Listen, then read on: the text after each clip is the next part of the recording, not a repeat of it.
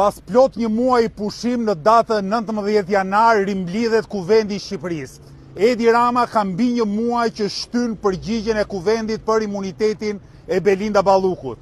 Për gjitha këto arsye, për të luftuar korrupsionin, për të kërkuar shkarkimin nga Kuvendi i Shqipërisë te Edi Ramës, për të kërkuar heqjen e imunitetit të Belinda Ballukut dhe një varg masash tjera ekonomike dhe shoqërore, dhe njëkohësisht, si rrugdalje nga kriza zgjedhjet e parakohshme, lëvizja bashkë ditën e hënë në orën 17:30 thërret të gjithë qytetarët e Republikës së Shqipërisë në një protestë të madhe kundër korrupsionit, kundër oligarkisë këtu, përpara Kuvendit të Shqipërisë.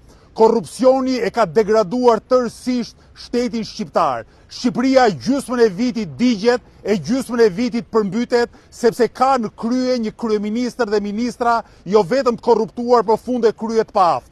Hajdutët nuk mund të bëjnë shtet. Hajdutët vetëm mund të mendojnë nga mëngjesi deri në darkë se si mund të vjedhin, çfarë mund të vjedhin kësaj. Kanë degeneruar të gjitha organet e shtetit, kanë degeneruar të gjitha administratën publike.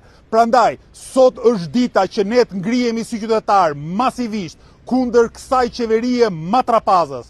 Po ju them edhe një herë, në emër të lëvizjes bashkë, në emër të shpresave dhe aspiratave të një shoqërie të tërë, të ngrihemi bashkë në protestë kundër korrupsionit, kundër oligarkisë, kundër allizhverisheve dhe të kërkojmë si rrugdalje nga kriza zgjedhjet e parakohshme.